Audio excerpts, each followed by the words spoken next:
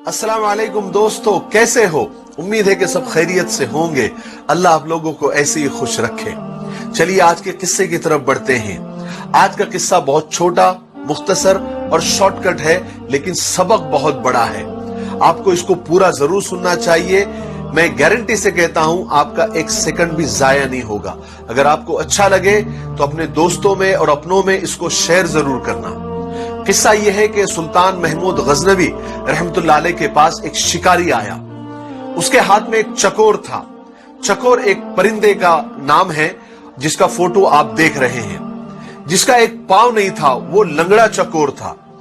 सुल्तान ने जब उसको देखा तो सुल्तान को वो चकोर बहुत पसंद आया। तो सुल्तान ने उसकी कीमत पूछी तो शिकारी ने उसकी कीमत बहुत बताई, यानी बहुत महंगी कीमत बताई। सुल्तान हैरान हुआ और शिकारी से कहा कि भाई ये तो लंगड़ा है, इसका एक पांव भी नहीं है, इसमें ऐब है, तुम इसकी इतनी कीमत क्यों बता रहे हो, इसको इतना महंगा क्यों बता रहे हो?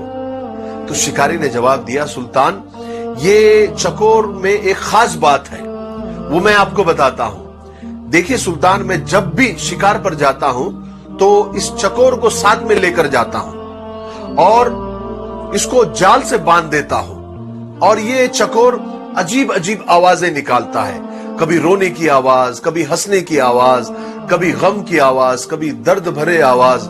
तो इसकी आवाजें सुनकर ये अपने साथी चकोरों को बुलाता है, अपने कौम के चकोरों को बुलाता है, और इसकी अलग अलग आवाजें सुनकर बहुत सारे चकोर इसके पास आ जाते हैं और जाल में फंस जाते हैं। और फिर मैं उन चकोरों को पकड़ लेता हूं, उनको बेचता हूं, और इसकी इसी टैलेंट की वजह से मैंने बहुत सारे पैसे कमाए हैं, बहुत सारे चकोरों को फंसाया है, तो इसमें यह टैलेंट है।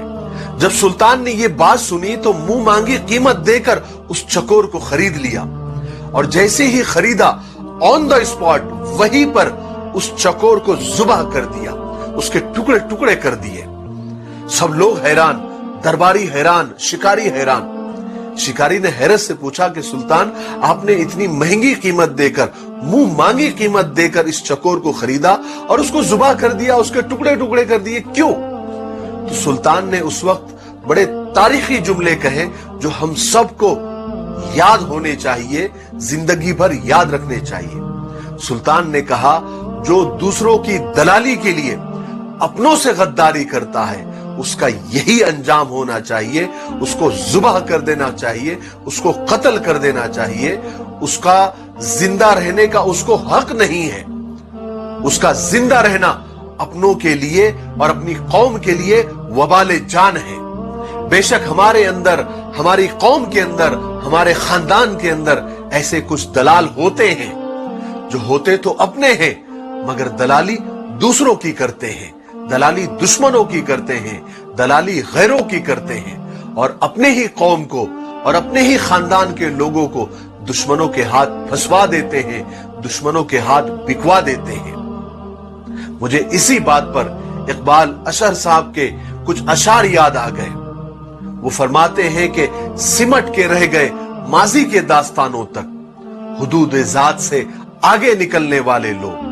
सितम तो ये है कि हमारी सफों में शामिल है, चिराग बुझते ही खीमा बदलने वाले लोग। हमारे दौर का फिरौन डूबता ही नहीं, हमारे दौर का फिरौन डूबता ही नहीं, कहां गए पानी पर चलने वाले लोग। अल्लाह हमारी कौम के दलालों से और हमारे खानदान के दलालों से हम सब की हिफाजत फरमाए।